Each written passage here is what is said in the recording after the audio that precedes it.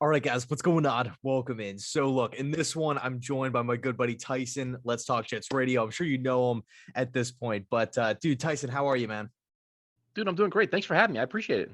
Yeah, of course. So, in this one, I really wanted to kind of dive into training camp, get your takes on, a couple different questions here. I think we could both agree, it's a super exciting time to be a Jet Yeah. fan. There's so many things to look forward to on both offense and defense, and things are just looking up, and it feels really, really good. And I know I was just on your show, a couple days ago now, and we were talking a little bit about past couple years with like Adam Gase and everything, and it just wasn't like we all kind of knew that the Jets weren't going to be making a Super Bowl push, but now it's like things are looking up, and it's just a matter of time before the Jets really start. At least I could hope Jets could kind of make that playoff push.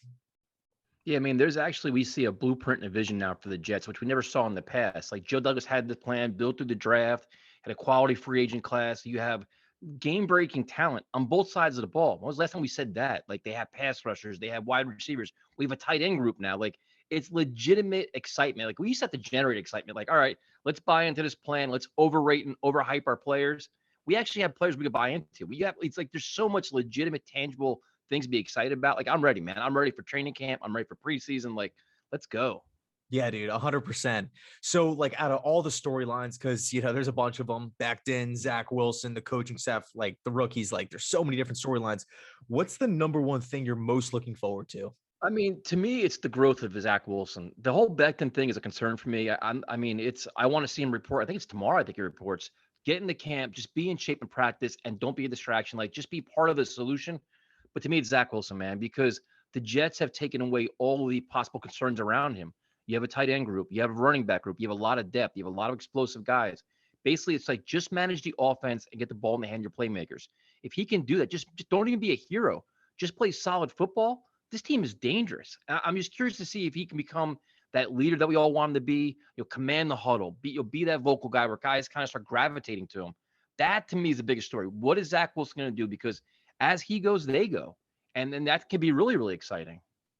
Yeah, no, it's interesting that you say, don't be a hero and everything like that. Cause like that's something that we see like big arm young quarterbacks struggle with in the past. I mean, like Yep. Andrew Luck's a good example, Jameis Winston when he was younger, or I guess like really throughout Jameis's Yeah. career, just flinging the ball, thinking he can make every throw.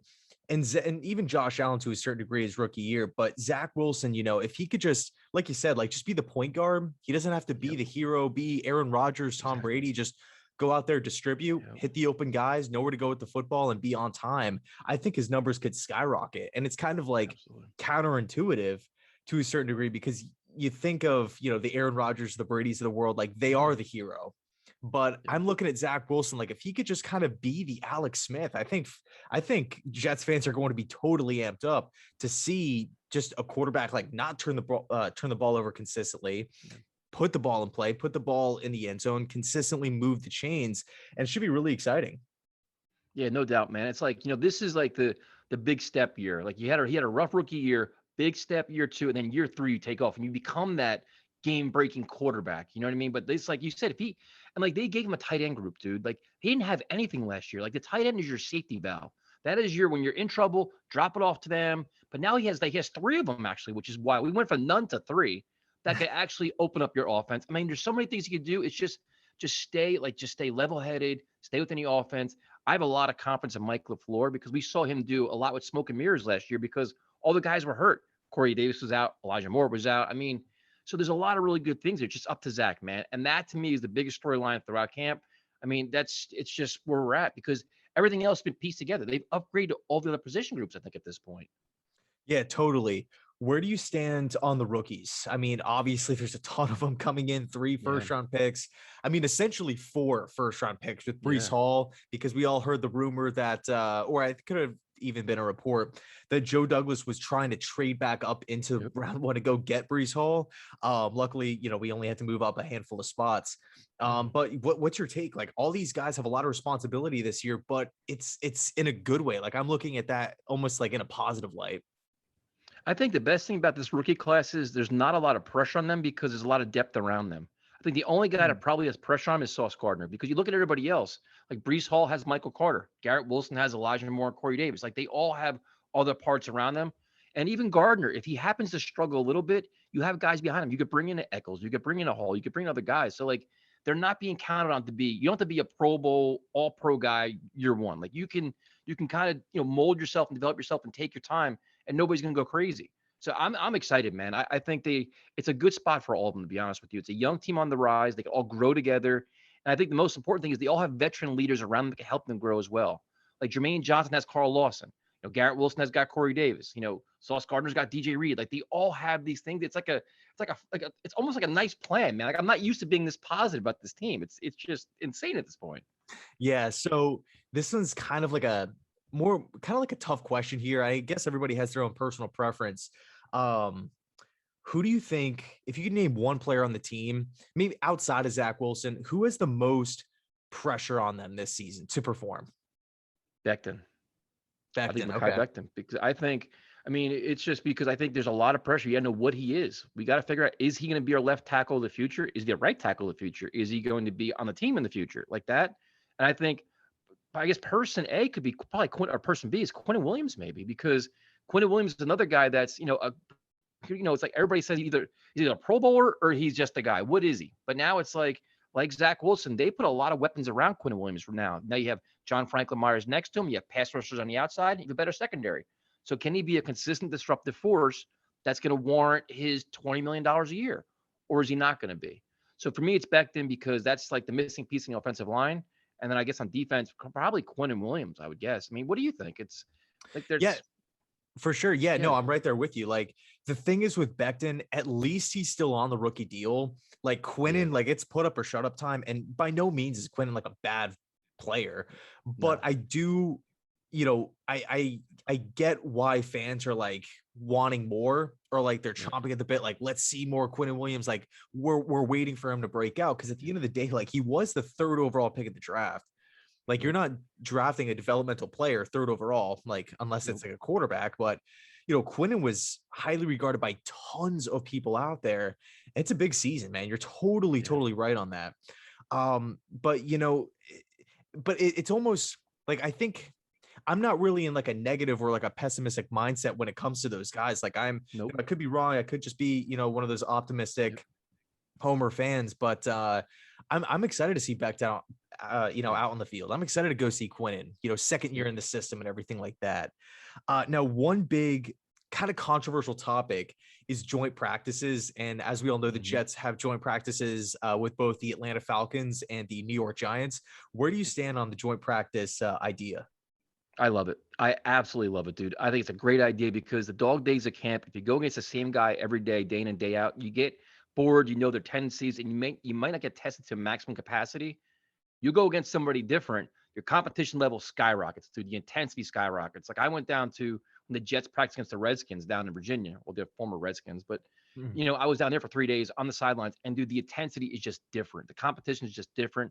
And I think now, especially when you have all these different rules now where you can't have a lot of padded practices, you can't have all these different things. I think this is a very good way to test and see where you're at, get different looks, and you can make adjustments. Okay, listen, we tried this defense, it's not really working, or we're making mistakes here because they're capitalizing on certain things.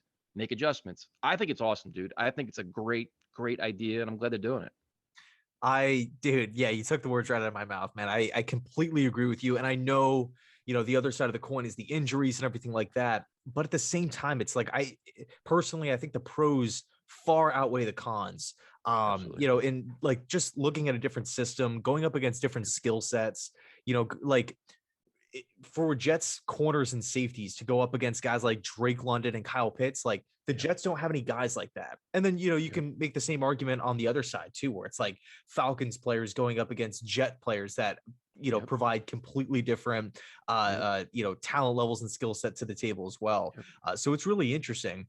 I would say, like we talked about the player before, what's the number one thing that you could just, if you could have anything in this little offseason period, training camp, preseason included, what's the number one thing, like like an injury free, like I think that's kind of a given, but like maybe a Zach Wilson do you want him to just go out there and light it up in preseason, or do you want the Jets to maybe hold back a little bit? Where, if you could just pick one thing this offseason, what would you have? I mean, I'm just saying, just injury free and drama free, man. Just everybody, just no contract drama with George Fant, none of this stuff. Just stay, be a quiet team. Because the weird thing is, the Jets have expectations now. Like last year was like a year we all said, we're gonna suck. We know we're gonna win 3, 4, 5 games. We don't care. Now we expect more. We expect 7 or 8 wins this year, maybe 9. Some people think, so it's like, don't buy into the hoopla.